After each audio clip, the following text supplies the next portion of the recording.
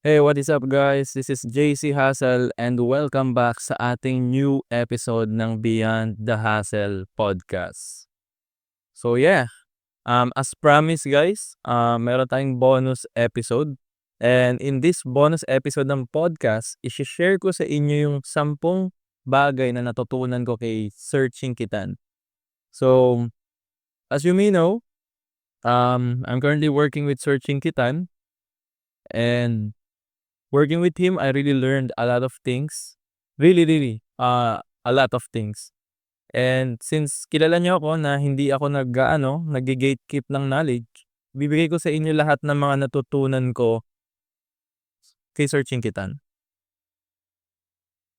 So, sa mga hindi nakakaalam guys, si Sir Chinkitan, isa siyang isa siyang Filipino financial coach, motivational speaker, author, at saka former actor. Tapos kilala siya sa advocacy niya na nag-e-empower siya ng Filipino toward financial literacy at saka freedom.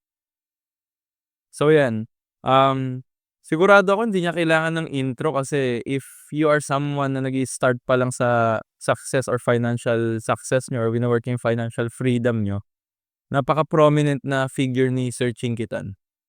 And he has been an entrepreneur for almost 5 decades. Yes, 5 decades. Nagulat din ako kasi nung nag-usap kami 48 years na siyang nagbi-business. So, nag-start siya mag-business as early as 10 to 11 years old, sabi niya sa akin. And winurk niya na yung success niya throughout nun.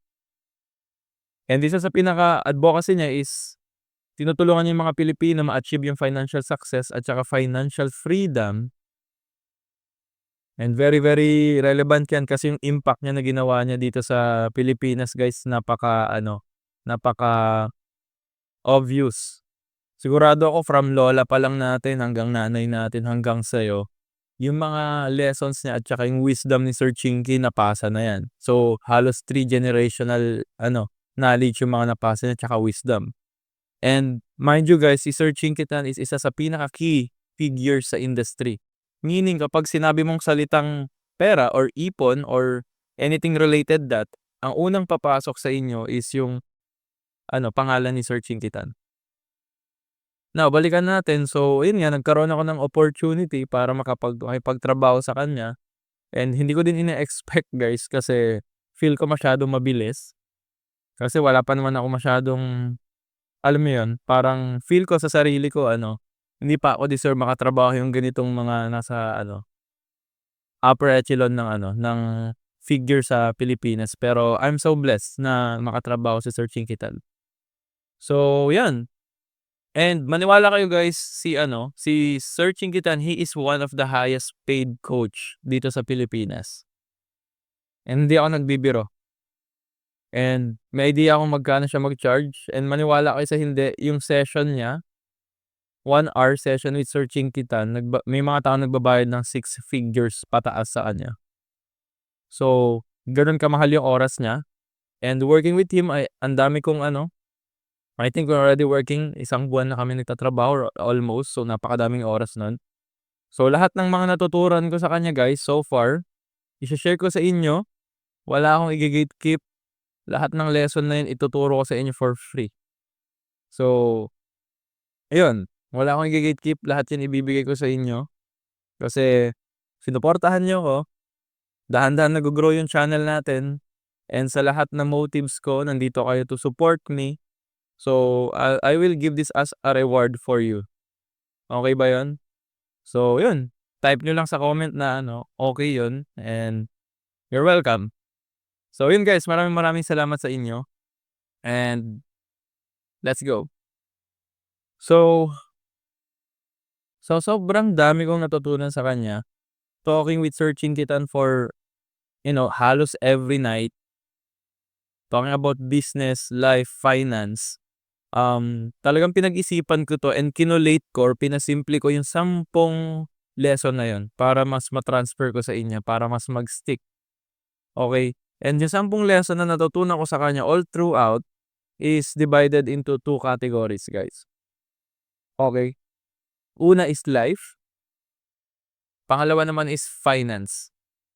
Okay, so tag-5 sila, 5 life lesson, 5 finance lesson. And wag kayong mag-alala guys, hindi 'to yung parang technical na mga usapan na parang advice. Parang siya, pinasa siyang knowledge sa'kin, na-acquire ko sa kanya tapos ginawa kong simple para mas ma-gets niyo. So, focus muna tayo sa life, okey? Yung first lesson na natutunan ko kay Sir Chinky Tan about life is, belief is everything. Yan, belief is everything. Sabi niya, and para sa'kin nagme-make sense, kasi lahat ng bagay nag-uumpisa talaga sa paniniwala.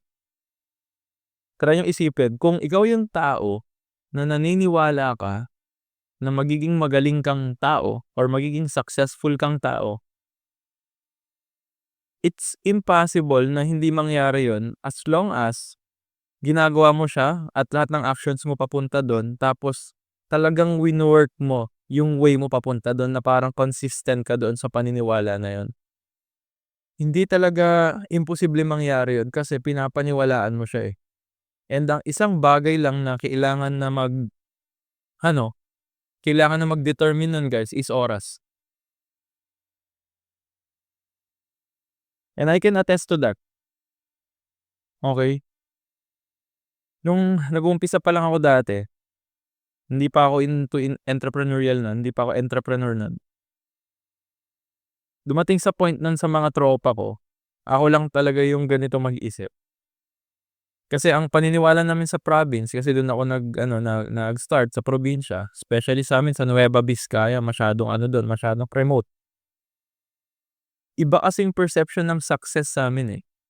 Ang success sa circle ko dati at saka sa paniniwala ng family namin at saka environment ko dun is college. Kailangan mo graduate ng college. Yan yung metric. Tapos yung higher metric diyan is board exam. Yan ang paniniwala sa province namin. And siguro nakaka-relate kayo. So, para maging successful ako nun, nag-take ako ng college, kumuha ako ng civil engineering back then, that's the first time na nag-college ako. Tapos ang ini-aim ko is makapasa ako sa board exam. Tapos kapag nakapasa ka sa board exam, mag-a-abroad ka. Tapos pagka abroad mo, kikita ka ng pera, mag-iipon ka. Tapos mag-aano ka, mag-iipon. After mo mag-ipon is mag-aano ka, papatayo ka bahay, bili ka sasakyan, tapos mag-anak ka na. And if may extra, magbi-business ka. Yan ang success sa'min guys. And hindi ko sinasabing mali yan, wala akong sinasabing bad na belief yan. Ang sa'kin lang, iyan kasi yung pinanggalingan ko guys, yun yung kinalakihan ko. So all my life, naniniwala ako na kapag graduate ka ng college, makapasa ka ng board exam, nakapag-abroad ka, nakapag-ipon ka, may bahay ka, tapos may sasakyan ka, successful ka na. And it's true. Okay? Maraming taong naniniwala diyan and maraming taong ganyan. Yan ang definition nila. Pero since kontraryan akong tao, hindi kasi yan yung pinapaniwalaan ko, eh. I always tend to fight yung mga common belief ng mga tao.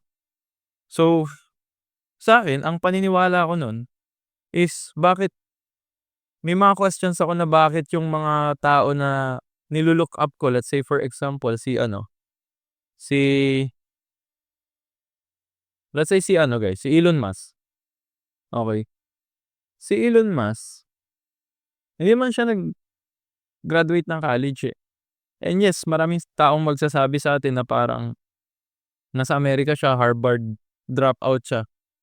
Gets ko yung point na yun, pero ang gusto kong ipunto is yung fact na hindi siya nag-college pero isa siya sa pinakamayamang tao sa mundo, eh.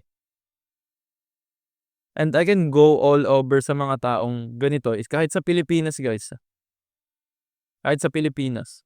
Manny Pacquiao, hindi man grumaduate ng college back then si Pacquiao bago siya naging champion ng boxing. Pero ngayon grumaduate siya later on. Maraming mga taong successful sa Pilipinas na hindi talaga graduate ng college. So, parang yun sa'kin, yung paniniwala ko nun, meron talagang disconnect sa'kin na parang, totoo ba 'to? So, yun yung mga na-realize ko nun. And isa sa naging problem ko din nun, kine-question ko kasi yung ate ko, which is respect, mahal na mahal ko yung ate ko. She's an accountant. Isa siya sa pinakamatalino, pinakamasipag na tao na na-meet ko sa buhay ko. Sobrang sipag ni ate, grumaduate siya ng college on time, ta's naging accountant siya ngayon. Isa siya nandun siya nasa ibang bansa, isa siyang finance director ngayon working with big company. Pero yung success na paniniwala ko, hindi niya pa rin parang hindi yun yung naging standard ko. So, parang may disconnect. So, ang pinupunto ko dito guys, mayroon talagang something na may nagla-lack. So, all my life, yun yung pinapaniwalaan ko na itong mga 'to, sa province namin, hindi siya yung pathway para maging successful ako. And very ako diyan, very certain ako diyan. Kaya dumating sa point na naging mag-isa ako nun, tapos wala na ako naging friends. Parang hindi na kami masyado nagko-connect ng mga friends ko kasi iba yung paniniwala ko. So, ang naging tanong ko nun, mali ba ako, tama ako? Hindi. Pero ang naging realization ko throughout is nandito na ako ngayon. So, tingnan niyo, ibang path yung dinaanan ko kasi iba yung paniniwala ko. Pero nandito na ako ngayon, nakikinig kayo sa'kin. So, ayun guys, ganito kaimportante yung belief, okey? As much as possible, you need to question your belief. Kasi sometimes, based sa natutunan natin sa past lessons natin dito sa podcast is yung paniniwala kasi natin guys, minsan kasi clouded yan. Hindi porket yan yung nakasanayan at yan yung yan yung parang standard sa lugar niyo, yan na yung tama, okey. Kailangan niyong questionin and kailangan mong alamin ano ba talaga gusto mo at yun yung papaniwalaan mo. Hindi ko sinasabing mag-drop kayo, hindi ko sinasabing kayo, 'wag kayong mag-aral. Ang punto ko lang guys is, you need to protect yung paniniwala niyo. Kung makakausap niyo nanay ko, yung mga day ones ko na kaibigan ko, yung paniniwala ko about success guys hindi nagbago. If there is one thing na sobrang sa'kin, consistent yung paniniwala ko about success. And yun, belief is everything guys. And bibigyan ko pa kayo ng isang example guys. Bakit importante yung belief? Paano kung yung pinapaniwalaan mo or yung napanganak na paniwala mo, paano is kalokohan siya or kasinungalingan siya? Buong buhay mo naniniwala ka sa kasinungalingan na ang pagkakaakala mo is totoo. Ganon kadelikado yung belief. So, isipin niyo yun, kapag meron kang pinapaniwalaan na hindi totoo, tapos since yung pinapaniwalaan mo, feel mo totoo yun. And 'di ba nga sa lesson natin sa past na podcast episode, kung gaano katagal mo pinapaniwalaan isang bagay, ganon ka sementado sa utak yan. So, always protect your belief, always question the beliefs. And it doesn't matter who you are or where you came from, only what matters is what you believe. So, again, belief is everything. Sobrang tumatak 'to sa'kin kay Sir Chinkitan and talagang ni-nail niya sa'kin 'to na, "JC, ito yung paniniwala, mag-iingat ka." And si Sir Chinkitan, siya din nung nag-i-start siya, sabi niya alam niya sa sarili niya magiging successful siya. Naging consistent siya dun kaya nandito na siya ngayon making one of the biggest impact sa Philippines. So, may mga times na macha-challenge yung belief niyo pero kung magki-cling ka sa belief niyo guys, hindi ka papabayaan yan. So, yun yung magiging shield niyo when the time comes. So, that's the lesson number 1, belief. Lesson number 2 guys is yung social media trap. Okey. Ano yan? Now, si Sir Chinky kasi guys, nanggaling siya sa boomer. I'm not sure if boomer siya or millennial, pero Either sa dalawa.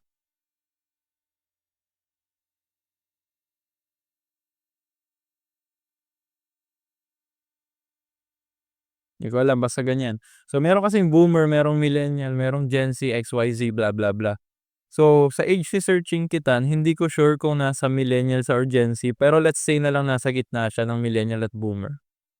Okay, ano ibig sabihin niyan? Yung era nila Sir Chinkitan, wala silang social media. Now may mga pros and cons in social media. Okay? And hindi ako magfo-focus sa pros kasi nabubuhay na tayo sa pros, napakadami ng advantage ng social media ngayon. Magfo-focus ako sa cons ng social media. Okay? Sabi niya sa'kin, "JC, ito yung pinakamalaking challenge ngayon ng niyo, ng generation niyo, social media trap." Bakit? Sa social media trap kasi guys, available na yung information. Ta's yung information madali. Madali siya makuha. Nung era nila, yung information mahihirap kuhanin. Bakit? Kailangan mo pa magbayad sa library, kailangan mo bumili ng libro, kailangan mo maghanap ng detalye, wala pang Google nun. Wala pang ganun nun. So kung gusto mo matuto, kailangan mong magbigay ng oras at pera para matuto. Ngayon guys, hindi na ganun ngayon. May ChatGPT na ngayon to be exact. So, ano nangyayari kapag may bagay na madali? Hindi siya vina-value. Kaya pansinin niyo yung mga information ng mga matatanda noon, sobrang vina-value nila to the point na sobrang kabisado nila yung information na yan. Unlike sa atin, overload tayo ng information. Now, ano nangyari kapag overload ang isang bagay? Sumasabog. Ngayon gets niya kung bakit maraming mga bata ngayon ang lost. Bakit? Hindi nila alam yung gagawin nila sa impormasyon na yun. Isa yan sa cons ng social media trap. Pangalawa naman guys, perception ng success. Na-design yung social media para gawing highlight ang social media sa success. Yun yung parang kapag naging champion ka na, pero hindi pinapakita sa social media yung proseso. Even yung progress na pinapakita sa social media, highlight pa rin yun. So ano nangyayari? Nagkakaroon ng wrong perception ng success ang tao. To the point, para maging milyonaryo ka ngayon, kailangan mo lang ng 3 months. Literally doing nothing. Yun yung mga nangyayari ngayon guys. Now, ano nangyayari kapag gano'n, nagkakaroong perception ng success yung mga tao? Maraming taong may high expectation. Especially yung mga bata ngayon. Ang taas ng expectation nila sa success na parang ang dali nila gawin yan. Pero ang reality guys, success takes a lot of time. That's the reality. And I can attest to this sa sinasabi ni Sir Chinky. Alam niyo bakit? Kasi nagko-coach din ako ng mga bata, may mga nagpapa-consult sa akin. Biruin niyo guys, 15 years old. Tinatanong ako kung paano maging milyonaryo ng 18. Grabe. Hindi ko na-expect yung mga ganong conversation kasi nung 15 ako nun guys, timang pa ako nun, wala pa akong alam sa buhay nun. Dancer ako nun, Dota boy, yun ako nun. Wala pa akong alam sa success, hindi ko pa nga alam yung word na entrepreneur nun or sales or marketing. Hindi ko nga alam yung word na podcast nun. So, imagine nyo ngayon, ganon kaano yung mga bata ngayon. And hindi ko sinasabing mali kayo wala akong sinasabing bad yun. Ang sa akin lang guys, you need to think na yung success, it's something na journey siya. Journey siya. So, career ang success guys. Decades of hard work and effort para maging success ka. Guys, nag-hustle ako. 27 years old na ako. Nag-start ako magseryoso talaga sa buhay nun, yung parang katulad yung nakalaki. 18 ako nun. So 9 years ko na siyang ginagawa. Ito yung realistic na success. Pinapakita ko sa inyo ngayon. Ako, puwede niyo akong gawing benchmark. Ngayong ika-8, 7, 8, 9th year lang ako talaga nagkaroon ng breakthrough sa ano ko, sa career ko. 6 years pataas ano, 6 years below hustle, pure hustle. If kaya niyo i-endure yung gano'ng katagal na oras, failures at saka challenges, good. Pero kung hindi guys, hindi. Kasi sa panahon ngayon guys, sa totoo lang, wala ka namang mapapala sa 3 months. Kung yayaman ka man sa 3 months, congrats. Pero ang success ngayon guys, it's not about yung ano, speed. Success is not about speed, it's about ano, longevity, okey? Sige, yayaman ka ng 3 to 6 months to 1 year, gets. Pero mag-i-stick ba yan for the rest of your life? Ito isa sa pinakamalaking cons ng social media trap guys, na talagang ni-nail sa akin ni Sir Chinky. Kaya mga bata ngayon gusto nila mabilis. Bakit? Pinapakita sa social media mabilis, Ano nangyayari, yung expectation nila hindi nahi-hit, depress, malungkot. Tapos yung flex pa. Ito guys, flex culture. Napaka-sensitive na topic 'to pero lahat ng tao gusto magpasikat sa SOCMED. Hindi naman masama 'yan, wala namang problema. Pero hindi kasi alam ng tao na merong danger sa ang pagfe-flex. Kasi guys, sabi sa'min ni Sir Chinky kapag nagpapakita or nagdi-display ka ng wealth sa internet, ang nangyayari kasi nag-a-attract ka ng wrong attention. 'Pag nagpakita ang mayaman ka kuno sa internet, ang daming masasamang tao ngayon guys. Malaman nila yung bahay niyo tapos puwede kayong nakawan. Delikado. Kaya old money guys, Sir Ching's old money siya. Alam niyo guys, share ko lang, hindi ko siya nakitaan ng kahambugan, hindi ko siya nakitaan ng pagiging sobrang alam mo yung yung alam mong mayaman siya pero hindi siya bulgar. Sobrang simpleng tao niya lang, pero makita mo plain black shirt, ganito, ganyan. Pero alam mo mayaman siya, Parang he has nothing to prove. Isa 'yun sa pinakatumatak sa'kin. And nag-display ba siya ng pera sa social media? Hindi. Pero he's one of yung mga taong nagpayaman sa internet, pinapakinggan siya. So nage-gets niyo yung yung whole point nito. 'Yan yung social media trap, guys. Now, lesson number 3 naman is EQ, IQ, TQ, at saka AQ. Ano 'yan? Hindi 'yan yung diaper guys, okay? EQ is emotional quotient, IQ is intelligence quotient, emotional, eto naman intelligence, tapos eto naman technological. Eto naman guys, adversity, okey? So, ano 'yan? Okey, kapag sinabing EQ guys, emotional quotient, 'yan yung pakikisama, okey? Pakikisama, tandaan niyo 'yan. Kapag sinabing IQ, 'yan yung talino. Okey, talino ang IQ. Kapag TQ naman, technological quotient, pagiging techie. At adversity quotient guys is ito yung resilience. Now, anong relevance nito dito sa discussion? Sabi ni Sir Chinkitan, nag-conduct sila ng research nung umattend sila sa sa parang foreign seminar. Yung mga bata ngayon, tayo, mataas yung IQ, sobrang tatalino ng bata ngayon. No cap. Okey, legit 'yun. And sobrang gagaling sa technology.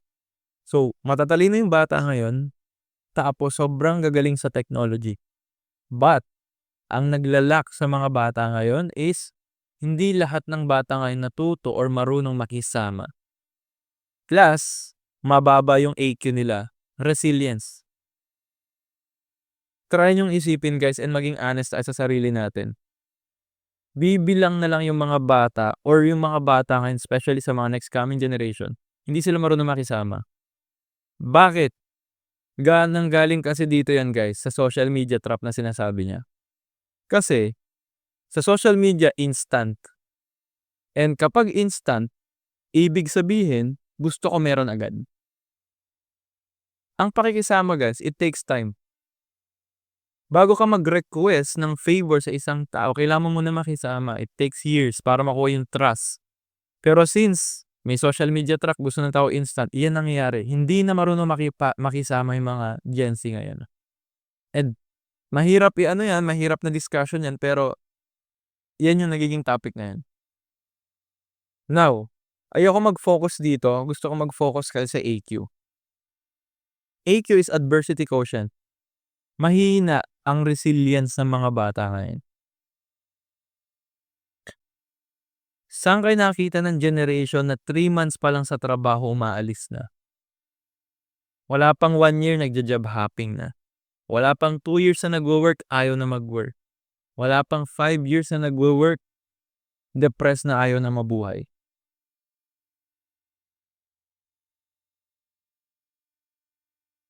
Diyan ang AQ. And tinanong ko siya, Sir Chingy, ano yung sa tingin mo yung reason? Babalik at babalik sa social media trap kasi instant na yung gusto ng tao eh. Nagkaroon ng wrong perception of success yung mga tao ngayon. Bakit? Akala nila instant. Kaya yung mga tao, yung mga ano ngayon, yung sa generation natin ngayon is tayo, nahirapan lang ng konti, susuko na. Versus sa era nilang mga millennials at saka mga mga boomers, yung success sa kanila, earned.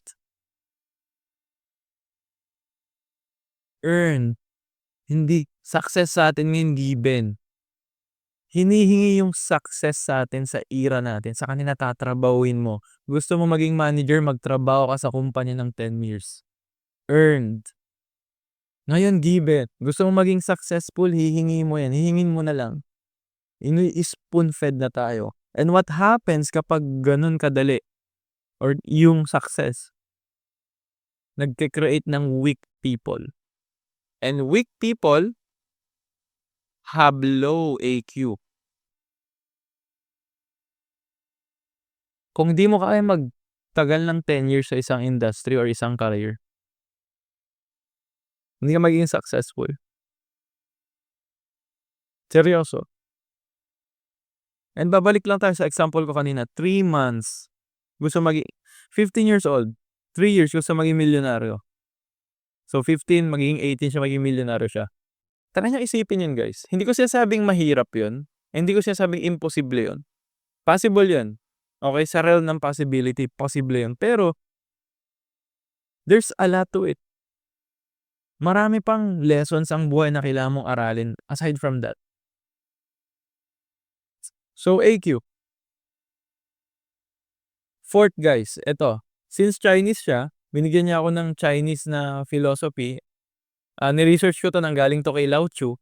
Sabi ni Sir Chingy sa akin, nature does not hurry. Yet, everything is accomplished. Siguro guys, connected na lang din siya dito sa number 3. Sabi niya, sobrang gasgas na nito, pero tumingin ka sa paligid mo. Lahat ng bagay na matagal trinabaho, yan yung mga bagay na matagal na nakatayo, na nasubok ng panahon na nandyan pa rin nag-i-exist. So, ang pinaka-classic example niya, nag-uusap kami dito, is yung manga at saka yung monggo. Sabi na, JC, gano'n ba kabilis tumubo yung monggo? Diba 1-2 linggo lang? Okay? Versus yung manga taon, 10, 20 years, 30 years yan tutubo, something like that.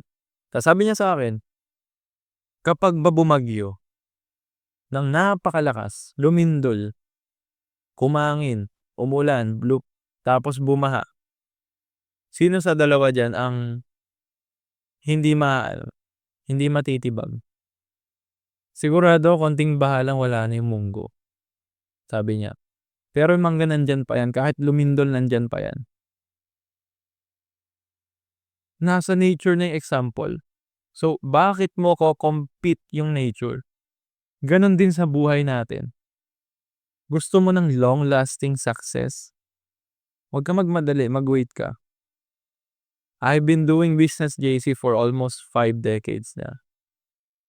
Sabi niya, he started at a age of 11, 12. Ito ako ngayon. Kahit hindi siya mag-post ng content, kahit hindi na siya mag-advertise ng sarili niya, kilala siya ng tao. Bakit? Dahan-dahan niya binilid yung success niya. So, sino ba tayo para madaliin yung success? So, tinamaan talaga ako nun guys, na na-reframe yung pananaw ko sa success na parang, eto palang gagawin ko, it's an advocacy, it's a journey na dadalhin ko 'to hanggang pagtanda ko. So, 30 years from now nandito pa rin ako guys, sigurado ako. Kasi na-reframe yung paniniwala ko na parang, okey gets ko na. Hindi pabilisan ng success guys, patagalan. So, tanungin mo sarili mo, ano ba gusto mo? Mangga ba or monggo? Or sino ka ba sa dalawa? You decide. Lesson number 5. Eto guys, as someone na hindi religious pero dahan-dahan ako nagiging malapit sa Diyos. Dahan-dahan ako nagiging Christian ngayon. And to tell you, pupunta nga ako sa service mamaya, magkikita kami nila Sir Chinks. Pinakatinamaan ako nito. Fear comes from wrong anchoring of faith. Alam niyo guys, hinding-hindi mawawala sa equation yung Diyos. Hindi natin made-deny yung fact na kailangan natin ng Diyos sa buhay natin. Kahit anong gawin niyo guys, bakit? Siya yung source ng lahat, siya yung gumawa, eh. Yung Diyos yung nagbigay ng meron ka ngayon. So, bakit mo ide-deny yung fact na yun? And the more mo dine-deny yung fact na yun, the more ka niyang icha-challenge. Tinamaan talaga ako dito kasi I've been a lot of things. As in guys, ang dami kong pinagdaanan, ilang beses na ako na-broke. I've been broke 5 times, lagi akong bumabagsak sa career ko, paulit-ulit. Tapos akala ko mahihit ko na, tapos babagsak na naman ako. Pero ngayon na-hit ko yung breakthrough. Tapos yung nag-ano ako, nag-reflect ako, meron palang kulang sa akin. Eto, yung lesson ni Sir Chinky. Masyado ako nag-ooperate ng fear. Explain ko sa inyo. Takot ka mawalan ng work. Takot ka mawalan ng pera. Takot ka mawalan ng opportunity. Kaya ka nagwo-work hard. Now, ang problem kasi dun, yung faith mo naka-anchor dito. Sa trabaho mo, sa pera mo, tsaka sa opportunity. Paano kung nawala yan? O di wala din, babagsak ka din. Na-try niyo na ba tanungin sa sarili niyo, sino ba nagpo-provide nito ng work, pera, opportunity? Sino ang source niyan? Sino yung source niyan? Iba si God? So bakit hindi naka-anchor yung faith natin kay God?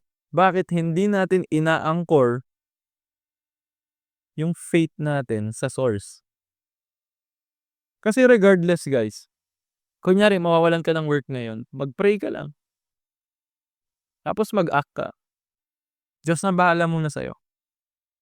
Ibibigay niya naman, ibibigay yung kailangan niyo. Bakit? Kilala ka niya, siya yung source ng opportunity, ng work, ng money, lahat ng yan. Siya ang source.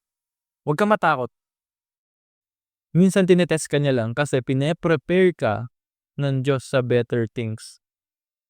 And this is coming from someone na hindi religious guys. Siguro if there is one thing na tumatak sa akin, ito yung number 5 talaga guys. Out of the 10, number 5 tumatak sa akin, and ito na yung pinapractice ko. Kasi all my life, lagi ako nasa baba, paulit-ulit. Ang nakakalimutan ko palang sauce is yung faith ko sa Diyos. And the time na talagang naging in-anchor ko na sa Kanya lahat, alam nyo guys, to share you, hindi na ako umihingi sa Kanya, wala na akong ina-ask kapag nagpe-pray ako sa Diyos. Ang sa akin na lang is, puro thank you na lang. Kasi kapag naka-anchor yung faith mo sa source, siya na bahala sa'yo. Ibibigay niya sa'yo yung kailangan mo.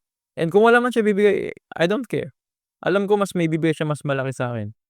Nasa flow state na ako ng life ngayon. To the point na I just give and give and give and give. Parang ginagawa ko ngayon dito. I don't expect anything in return sa inyo guys. Kasi yung faith ko naka-anchor sa Diyos. Mawalan man ako, hindi ako takot. Bakit? Alam ko may ibibigay siya sang blessing sa'kin, may nakaabang. May tiwala ako dun. So, gusto kong i-reframe yung utak niyo guys, kasi baka yung anchoring niyo ngayon naka-anchor sa work niyo, sa lifestyle niyo, sa business niyo. Lahat lang naman yun, binigay lang naman ng Diyos yun, eh. So, why not i-anchor yung faith sa Kanya? So, ito guys, isa to sa life-changing talaga na na lesson na natutunan ko kay Sir Chinkitan. And yan yung 5 things guys, all about life. And huwag kayong mag-alala guys, kasi maraming ako i-share sa inyo. Nasa life pa lang tayo. Focus naman tayo guys sa personal finance. Guys, eto, to give you a perspective, sobrang technical ni Sir Chinky sa pera guys. To the point na tong lessons na to na i-share ko sa inyo, yung number 6 to number 10, pinasimple ko na lang siya kasi ayaw kong pahirapan kayo. Okay, so ginawa ko siyang simple para madaling i-consume at mas mag-stick sa inyo tong lesson. So yung una, okay, sa money, which is number 6 dito sa lesson natin, time value of money. Okay, time value of money. Tinitignan ng tao kasi tayong mga tao, tinitignan natin yung pera as monetary lang. Okay, yan ang tinatawag ni Sir Chings na poor mindset.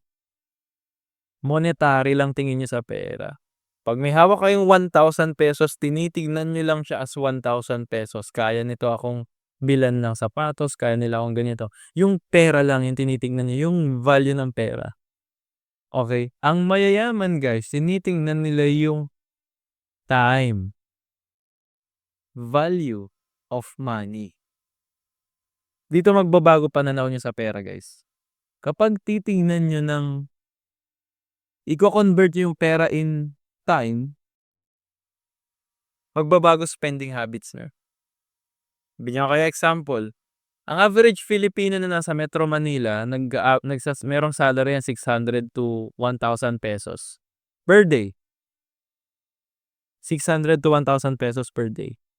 Pag tinignan nyo to sa lens ng monetary, which is yung poor mindset na sinasabi ng Sir Chinkitan, etong 600 to 1,000, makakabili na yan ng something na worth 1,000 pesos. Let's say for example, makakabili yan ng kung may tagto 250 na Jollibee, 4 na Jollibee yan. Okay, 4 na Jolly Super Meal na 250 pesos or kaya naman 4 na Only Rice sa mga inasal, 'di ba? Yan 'yun. Yan ang monetary. Pero kung titignan mo siya ng oras, dun nagbabago pananaw niyo. Tignan niyo, 600 to 1,000 pesos per hour, per midday yung sahod mo kung 8 hours ka nagwo-work. Ibig sabihin, ang sinasahod mo kada oras is 100 to 120 per hour pesos. Okay, kung kumikita ka ng 600 to 1,000 pesos per day, 8 hours ka nagwo-work, kumikita ka ng 100 to 120 pesos per hour. Tignan nyo, ito yung time value of money guys. Kapag bumili ka ng isang super meal na Chicken Joy, which is 250 pesos, ang time value niyan is 2 oras ng trabaho mo. So kung kumikita ka ng 100 to 120, ibig sabihin ang 2 hours mo is 240 pesos. Kung kumain ka ng Jolly Super Meal, yung binayad mo para makuha mo tong Jolly Super Meal na tagto 250 pesos, 2 hours na ng trabaho mo yan. 2 hours mong pinagpaguran. And here's the crazy part. Paanong sugarol ka? May bisyo ka, 1,000 pesos ka sabi mo nagpa 500 pesos ka. Nag-i-scatter ka or nagsusugal ka. Ibig sabihin, 5 hours ng oras mo, sinayang mo lang sa pagsusugal. Kapag ganyan nyo titignan yung paggastos nyo guys, magbabago yung pananaw nyo sa pera. Time value of money. Kung kaya niyong pasimplihin tapos i-ano 'yan, i-convert niyo sa oras yung pera niyo, sa current situation niyo, mas magiging conservative kayo sa pera. Kaya ako guys, hindi ako bumibili ng mga walang kuwentang bagay. Kasi bibigyan ko kayo example, let's say may bibili ako ng iPhone na tag-fi-50,000, okey. Kunyari sumasahod ako ng 50K. Kapag bumili ako ng iPhone na 50,000, isang buwan na 'yan na trabaho yung ginawa ko. Ngayon tatanungin ko sarili ko, worth it ba 'yan? Na nagtrabaho ako ng isang buwan para sa 50K, puwede kong ipunta sa mas importante pang bagay 'to, why not ipunta ko sa emergency funds ko 'yan o 'di naka-save ako ng 1 month. And kung papalalimin natin 'to guys, dito na papasok yung sinasabi ni Sir Chinkitan na yung emergency funds or ipon. Kaya ka nag-iipon kasi bumibili ka ng future na oras. Kung kumikita ka ng 50,000 per month, ibig sabihin ang isang buwan mo is 50,000. Kapag nakaipon ka ng 500K, ibig sabihin nakabili ka ng 10 buwan ng oras mo sa future. So kahit hindi ka magtrabaho ng 10 months, meron kang 10 months na oras. Yan ang time value of money. Ano mangyayari kapag wala kang ipon? Wala kang extra time sa future. Kaya maraming taong mahirap. Bakit? Bumibili sila ng oras tapos sinusunog lang din nila yung oras nila right away. Kumikita ka ng 25,000 per month. Tapos ang gastusin mo 25K. So ibig sabihin wala kang nagiging reserve na oras sa future. Kung ganyan niyo titignan yung pera, mas mag-iiba yung pananaw niyo guys. Okay, kung gastador ka, bili ka ng bili ng damit na tagwa 1,000 tapos yung kinikita niyo is kunwari 20,000. Kung bumili ka ng 20 na damit, sinunog mo na yung 20. Sinunog mo na yung isang buwan ng oras mo, ng ano mo, ng buhay mo. So gets? Yan ang time value of money. Next guys, ang kadugtong nito delayed gratification. Okay. Sa delayed gratification, isa sa natutunan ko kay Sir Chinky kasi nag-uusap kami. Ang naging topic namin ng friend ko, ang usapang sports car kami. Kasi siyempre kapag alam mo yun, kapag excited ka na maging successful, blah, blah, blah, naging topic namin yan. Sabi ko, Sir Chinky, gusto ko bumili ng sports car ng ganito, ganyan. Gusto ko bumili ng mamahaling sasakyan. When the time comes, bata pa naman ako. Sabi niya, wala namang problema doon, JC. So, gets mo na yung lesson ng time value, di ba? Walang problema yan. So, naging topic namin, sabi ko, Sir Chinky, pag bibili ako ng sports car, ang monthly nun, 30K per month. Tapos, 5 years ko siyang huhulugan. Sabi ko, okay. Or kung ika-cash ko siya kunwari 2,000,000. Bibili ako ng 2,000,000 pesos na sasakyan. Tinanong ko siya, "Sir Chinky, anong mas better para sa'yo?" Alam mo yung sobrang simple lang ng sagot niya, "Cash mo lang, cash." Instead na bayaran mo yan ng 5 years, 30K per month, why not i-save mo na lang yung 30K per month, ipunin mo for 5 years. Then meron ka ng pambili ng sports car mo.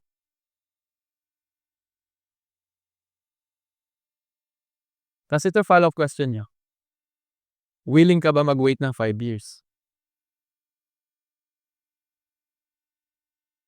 Willing ka ba mag-wait ng 5 years? Dun ako tinamahan. Alam niyo guys, yung mga hulugan na yan, dinesign yan para sa mga tao na naiinip. Kung hindi niyo alam yung tunay na use ng debt or ng utang, wag niyong gamitin. Okay, kung hindi mo alam kung paano nagwo-work, kung sa negosyo niyo gagamitin, by all means do it. Pero kung for personal need, for personal purposes, or personal na trip-trip lang para magmukha kang maangas, wag mo gamitin yung utang. Bakit? Interest. Ang laki ng iinteresin ng sasakyan na yan. Ang laki na nga ng interest, ang laki pa ng maintenance ng cost mo, ang laki pa ng gastusin mo. tapos meron pang depreciation. So, kung titignan niyo guys, talo kayo sa lahat ng area. Versus kung mag-iipon ka ng 5 years, 30K per month, nag-build ka ng disiplina, tapos nag-build ka pa ng delayed gratification. Now, ano kagandahan nun? Kapag dumating sa point na may pera ka na nun na gano'ng kalaking halaga, magbabago pananaw mo sa pera kasi mas iva-value mo siya kasi pinaghirapan mo, eh. So, mas iisipin mo pa siya na instead na bili mo ng ganitong walang kuwentang bagay, mas mare-reinvest mo siya sa business, kaya naman itatabi mo na lang siya as saving, as future, as emergency fund, magbabago pananaw mo. Kasi sometimes kaya tayo bumibili ng mga bagay-bagay na trip natin kasi na-hype lang tayo or yan yung uso. Nakakalimutan natin yung original use ng money, and explain ko yan mamaya dito sa mga next coming slide. So yan, and maniwala ka sa hindi guys, 'tong delayed gratification napakahirap practicein yan. Even me guys, practice ko pa rin yan. Pero by practicing it, ano siya, sobrang naa-apply ko. And nasa point ako ng buhay ko ngayon guys na sobrang blessed ako tsaka sobrang grateful ako kasi hindi na ako magugutom. Kasi instead of yung mga kinikita ko ngayong pera, bili ko ng mga dumb shit, bili ko ng mga walang kuwentang bagay, nakatabi lang sa bank, may money ako, may time ako. And to tell you guys, meron akong like 2 years ng buhay ko na nasa future as emergency fund. So, kahit di ako mag-work ng 2 years guys, I'm super good. Alam mo yun, ganun yung power ng time value of money. Kahit di ako mag-work, alam kong mabubuhay ako ng 2 taon ngayon. Ganun ako ka-secured. And ibang level ng peace of mind yun guys kapag alam nyo practice in delayed gratification. And to share you guys, ako nagtitiis lang ako, nakamotor nga lang ako ngayon, naka-scooter lang ako, eh. Kaya ko naman bumili ng sasakyan ngayon pero hindi ko pa siya kailangan. Pina-practice ko pa siya. And nag-plan na ako guys, ginamit ko lang din yung turo sa akin ni Sir Chinky na ayun, delayed gratification, kung bibili ka ng sasakyan, pag-ipunan mo. So, nasa point ako ng life ko na sobrang daming blessings na dumadating pero hindi niya na-break yung chill ko na parang ang usual kasi ng mga content creator 'pag kumita ng konti bili ng bili ng kung ano-ano ta's ipagyayabang sa internet. Napakaswerte ko kasi hindi gano'n yung mindset ko. Sobrang simple lang ng buhay ko guys, kung mami-meet niyo ako sobrang chill lang. So, 'yan, delayed gratification. Now, katuloy nito yung lesson number 8 which is money is a tool to make your life so much easier. Ano ibig sabihin niyan? Okey, so eto yung magiging kalaban niyo kapag dumating kayo sa point na marami na kayong pera sa bangko or meron na kayong ipon, okey. Hindi masamang maging frugal or maging tipid, pero dapat alam niyo gamitin ng tama yang ipon na yan, okey? Kapag dumating sa point na overflowing ka na sa pera, kailangan mo ng i-leverage yung pera, okey? Papaano mo ile-leverage? Ganito yan kasimple guys. Kapag may pera ka na, dapat yung pera mo, pinapadali niyan yung buhay mo. So let's say for example, milyonaryo ka na. Eh kung milyonaryo ka tapos nagmomotor ka, ta's nababasa ka pa ng ulan or whatsoever, nagkakaroon ka ng challenge sa life. So, yung pera na yun, puwede mo na siyang gawin para ma-eliminate mo yung problem na yun. So why not bumili ka na ng sasakyan para hindi ka mabasa sa ulan? Yun yung sinasabi ni Sir Chinky na money is a tool to make your life so much easier. Kung kumakain ka ng mga hindi naman healthy na food kasi nagtitipid ka pero napakarami mo ng pera, I think it's time to buy more healthier option na mas magiging healthy ka tapos hindi magiging prone sa sakit yung katawan mo. So instead na bumili ka ng mumurahing pagkain na baka maka-cause ng health problems, why not bumili ka ng mas mahal? Bakit? Meron ka naman ng pera. So yung pera ile-leverage mo na siya ng tama. Gets? So let's say for example, instead na nagrerenta ka ngayon, marami ka naman ng pera ngayon, and masakit sa ulo 'pag nagrerenta ka kasi magbabayad ka ng rent. Eh kung may cash ka naman na to buy a house, why not gamitin mo na siya para magkaroon ka ng peace of mind. So nage-gets niyo guys, sobrang basic lang niyan pero we often forget itong principle na 'to. Kaya ka nga nag-iipon ng pera para maging chill yung buhay mo. So, kapag may pera ka na, dapat maging chill ka. Bigyan ko kayo isang example guys, eto. Yung nag-i-start ako sa podcast nun, phone lang ginagamit ko nun, camera phone. And naobserban ko napakatrabaho. Sobrang trabaho kasi ire-record ko sa phone ko, gamit ko yung mic ko na binili ko, tapos i-edit ko, ang tagal. Okey.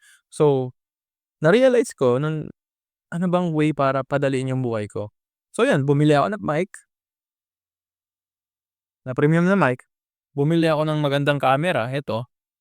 Bumili ako ng pen, 'to yung pen na ginagamit ko sa inyo. Tapos bumili ako ng software for recording. So, napadali niya yung buhay ko as creator. Yung pera ko ginamit ko para ma-leverage, para mas maging chill yung buhay ko. Hindi ko na tinipid sarili ko. So, eto ako ngayon, nakakapag-deliver ako ng high quality content. Mas nagkaroon ako peace of mind. Instead na eto, record ako, edit, ang tagal mag-ano, bla bla bla. Nage-gets niyo guys, kung may pera kayo, yung pera niyo dapat ginagamit niyo sa tamang ano yan, okey? Kung may specific ipon na kayo, gamitin niyo na ng tama para mas mapabilis buhay niyo. So, medyo counterintuitive 'to sa tinuturo ko kanina, pero kailangan mabalanse niyo ng tama yung pera niyo. So, always ask yourself, ginagamit ko ba yung pera ko para padaliin niyo yung buhay ko? Yan lesson number 8. Lesson number 9 guys, inverted way of handling money. Eto guys, very contrarian 'to and isa din 'to sa pinaka nagustuhan kong lesson kay Sir Chinkitan. Yung inverted way of handling money is basically yung opposite side ng pag-iipon. Paano yan? Okey, eto guys, sobrang simple lang. Gusto mo makaipon ng 120K pesos in 12 months, okey? Now kung gagawin mo yung math, kailangan mo makaipon ng 10K per month, 'di ba? Ang straight way or hindi inverted way, yung normal way of thinking is kailangan mo mag-ipon ng 10K. So ang tanong mo, paano ako mag-iipon ng 10K? Okey, paano ako mag-iipon ng 10K per month? Assuming na kumikita ka ng 50,000. Yan yung common na way ng pag-iipon natin. I-searching kita ganito siya, tinatanong niya ang sarili niya, ano ba kunyari kumikita ka ng 50K 'di ba? Tanungin mo sarili mo, ano ba yung hindi mo dapat gawin para makaipon ka ng 10K per month? Opposite. So, tanungin mo, ano ba yung mga hindi mo dapat gawin para hindi ka makaipon ng 10K? Una is mag-overspend ka. Lista niyo lahat ng mga bagay, ano, gala everyday, eat out, credit card na maraming utang, Starbucks everyday kunwari. So, kapag nilista niyo na lahat ng mga bagay na kapag ginawa niyo hindi kayo makakapag-ipon ng 10K, wag niyo lang gawin lahat 'yan. Wag niyo lang gawin lahat 'yan, everyday bantayan. Kapag 'di niyo ginawa lahat 'yan, makakaipon kayo 10K regardless. So, ang funny kasi guys, it's actually effective kasi nung ginagawa ko na siya ngayon, kunwari gusto ko makaipon ng ganito after this end of year. Ano ba yung mga bagay na hindi ko dapat gawin para ma-hit ko yun? So, ayun, hindi ako kain ng kain ng ganito, hindi ako dapat mag-iipon, bla bla bla. So, kapag ginawa niyo yung opposite side of things, mas tinutukan niyo yung mga bagay na hindi niyo dapat gagawin tapos wag niyo talaga gawin kasi kapag ginawa niyo tatanga-tanga na kayo nun, yung chances niyo para ma-hit yung goal niyo sobrang taas. Instead na iniisip niyo ano ba yung mga paano ko ba siya gagawin, why not ano ba yung mga dapat na hindi ko gawin? So, bago siyang perspective guys, try niyo siyang gawin. I challenge you. So yan yung lesson number 9. And lesson number 10 guys, isa sa pinaka nag-resonate ako kasi simpleng tao lang din naman ako. Eto guys, simple life, simple problems. Isa sa bagay na pinaka na-admire ko kay Sir Chinkitan, sobrang simple niyang tao. Wala akong nakitang dash ng complication sa kanya, parang masyado siyang komplikadong tao. Ang simple niya kausap, ang simple niya mag-isip, ang simple niya manamit, ang simple niya overall. Kaya siguro isa siya sa pinaka-ano, parang key figures sa industry. And kaya ako nag-resonate dun kasi mahilig din ako mag-simplify ng mga things, parang ginawa ko dito sa content natin. And ano ba yung pinaka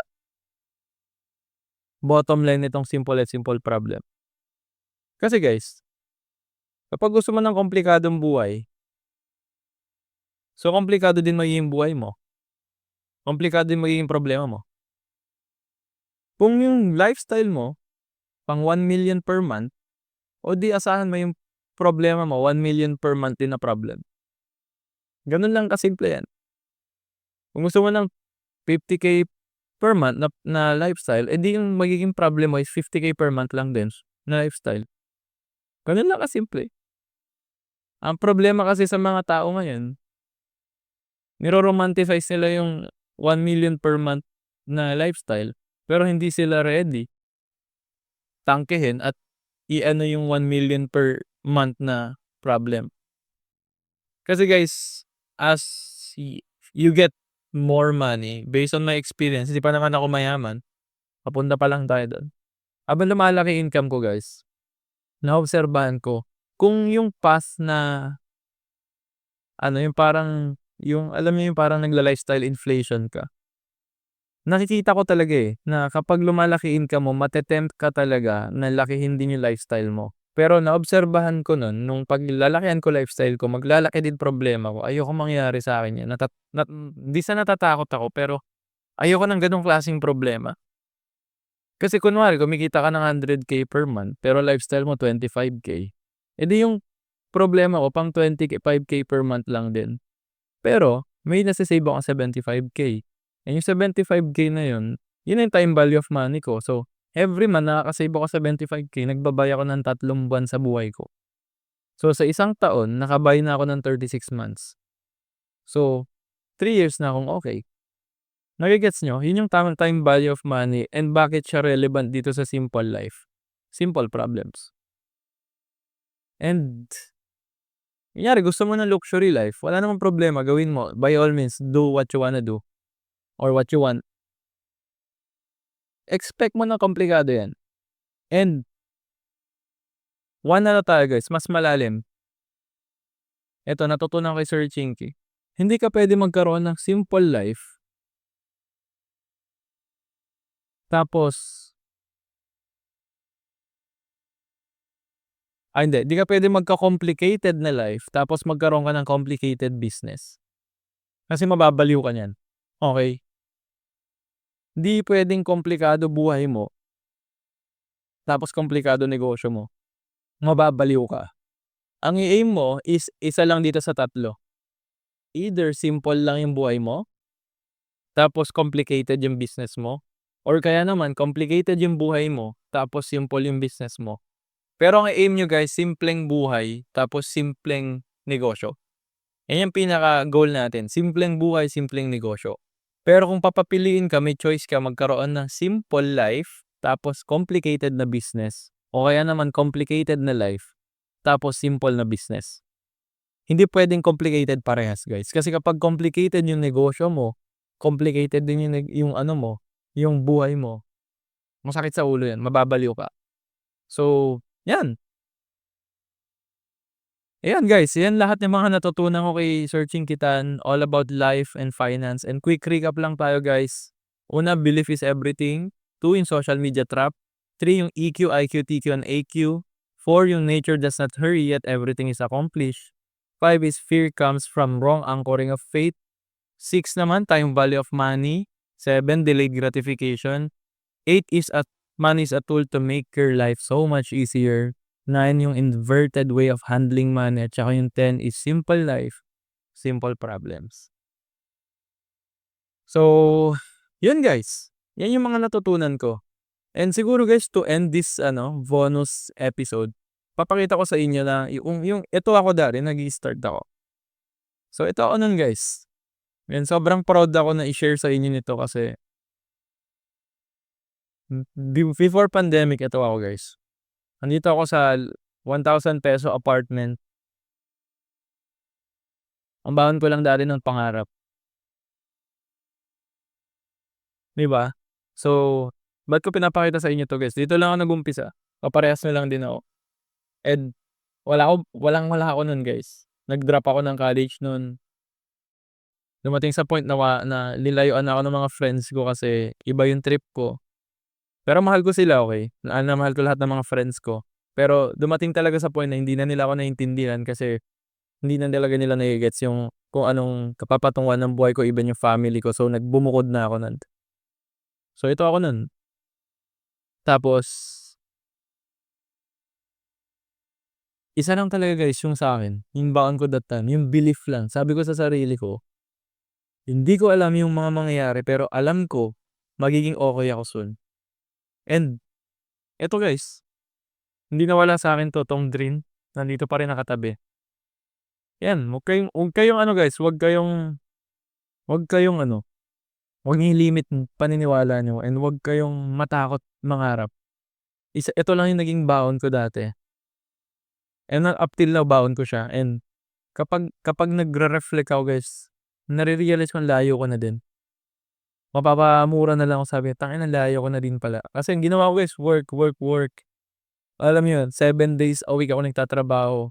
Gano'n ako ka-driven up until now, napaka-consistent ko dun. And magugulat ka na lang kapag nag-pause ka bigla, ang layo mo na. So, malayong-malayo pa naman ako sa gusto kong mangyari guys, kasi ang goal ko is maging bilyonaryo na Pilipino na tumutulong ng napakadaming tao, alam mo yun? Pero daan-daan na tayo pumupunta dun and guys, it's almost a decade na hina-hustle ko 'tong career ko. I met a lot of people, nasaktan ako, naloko ako, pero part yun ng buhay, alam niyo yun? Try ko iba't ibang tao and marami akong natutunan all throughout sa journey ko and marami pa akong mas matututunan ngayon kasi nandito na tayo sa part na parang yung zero ko nagiging one na, tapos 1, 2, 3, 4, 5, 6, 7, 8 magko-compound na. So ayan, gusto ko ipakita sa inyo kung sino ako nun. Eto lang ako nun, grabe. So lahat ng meron kayo nakita dito sa picture na yan guys, sira 'to, okey, sira 'tong PC ko na yan. Binili ko lang yan, nakiusap ako sa computer shop that time na kasi gusto kong mag-start ng freelance nun. Nakiusap ako sa tropa ko na server nun kung puwede ko bang bilhin ng ₱2,000 lang yan. So binigay niya, yun pala sira yung monitor, tatawa ako. Etong PS4 naman di ko din nagamit, wala akong TV, pinamana ng tito ko, eventually binenta ko din yan. Ito nun dati guys nag-start ako sa freelance nun, yan nasabi ko magko-close ako ng 15 clients a day, dream. Ayan ang higaan ko nun, it's just a ₱1,000 to ₱2,000 apartment nun. And ang nakakatawa dito guys yung napicturan 'to, mukhang problema ako nun kasi wala akong pang-rent nun. Paano yung ₱2,000 iniisip ko paano ko ibabayad yung rent, nakikiusap pa ako sa caretaker namin nun na de-delay ko muna yung bayad. So yan, oh, guys tignan niyo, sira-sira pa, naka-ano pa yung ano ko, lagayan ng damit ko dito, naka-tape-tape pa, wala akong pambili. So ito ako guys na nag-start ako, okey, bakit ko sinasabi sa inyo 'to? May mga taong nakikinig ngayon dito na katulad ko. Huwag kayong mawalan ng pag-asa guys, kailangan niyo lang lumaban, gawin yung moral, ethical, legal yung bagay, trust me yung universe na bahalang mag-push sa inyo, seryoso. So wag kayong panghihinaan ng loob, may mga times talaga na hard times, kailangan niyo daanan yan and the more kayong mag-e-endure diyan sa hard times na yan, years, mas magiging seasoned kayo. So ako guys 6, 7, 8 years ko trinabaho 'tong meron ako ngayon and wala pa ako sa peak ng gusto kong mangyari, pero tingnan niyo nagkakaroon siya ng prutas. Bakit? Mangga yung tinatanim natin dito. So yan, tingnan niyo guys, lahat ng mga tinuturo ko sa inyo nun, tinuturo ko sa mga past episode, nandito naka-note, oh, focus, commitment, leverage, will, nandiyan lahat and up until now guys nandito pa rin yung mga papel na yan. So gusto ko ipakita sa inyo na hindi ako galing sa mayaman na pamilya, katulad niyo ako na hinustle ko yung sarili ko all throughout, pataas, okey. And sobrang excited ako guys kasi sa susunod na taon, ito yung ipapangako sa inyo, marami tayong matutulungan, tapos puro mukha ko sa internet ang makikita niyo. So yan, yan ako before. Imagine guys, I'm now working with one of the biggest person na nasa industry. Up until now hindi pa rin ako makapaniwala kasi, sobrang mysterious ng buhay guys. Kahapon you're struggling, di mo alam yung gagawin mo sa life, then 8 to 9 years after katrabaho mo na yung isa sa malupit na tao, yung nilu-look up ng mga tao. So imagine guys, after 10 years na naman, nasaan na kaya tayong level ng buhay, 'di ba? So siguro marami na tayong natutulungan, sobrang impactful na ginagawa natin, yung movement natin. So yun, wala lang. Gusto ko lang i-share sa inyo guys kasi belief is everything. Anything is possible as long as maniniwala ka sa sarili mo. So yun. So ako dati, ito na ako ngayon, 'di ba? Solid. So maraming salamat. Maraming salamat sa mga sumuporta, sa lahat ng taong nagsusuporta sa akin. Guys, ang goal ko is lahat ng mga taong sumusuporta sa akin is ma-payback ko lahat 'yan sa pinaka best way na puwede kong i-payback sa inyo. So 'yun, sobrang thankful ako sa inyo kasi walang JC Hustle kung wala kayo. And marami akong projects na ibibigay ko sa inyo, provide more value para marami tayong matulungan. So 'yun guys, and gusto ko lang i-remind, ito yung closing ko guys, you are closer than you think. Okay. Kung may mga times na nahihirapan ka sa buhay, na nacha-challenge ka, nada-down ka, nade-depress ka, it's fine guys, parehas lang tayo, ganyan din ako up until now. Pero always remember, you are closer than you think. Sobrang lapit mo na. Okay, mag-endure ka lang, mag-endure ka lang, mag-endure ka lang. Kasi magugulat ka kinabukasan, nandiyan ka na sa gusto mong pupuntahan. So, resilience guys, tandaan nyo. Okay? Yung tinuro ni Sir Chinky, adversity quotient. Okay? Tatalunin ng taong mapagmatiis yung taong magaling at mga mabibilis. Tandaan niyo yan. Kung ikaw willing ka i-endure lahat niyan, you'll get there. Trust me. Ako yung tao na yun. Marami ako nakasabay na tao na mas mabilis sa akin pero wala na sila ngayon. Okay na. Nasa kampungan na sila, wala na. Ako nandito, I remain. Bakit? Ang tinatanim natin dito guys, mangga. So, enjoy the process. Take your time. See you sa next episode. And after nito guys, upload ko yung recap ng season ending natin para i-set ko sa inyo yung expectation sa season 2. So maraming salamat guys. I hope na-enjoy nyo tong bonus episode at ito yung reward ko sa inyo. See you sa next episode. Peace.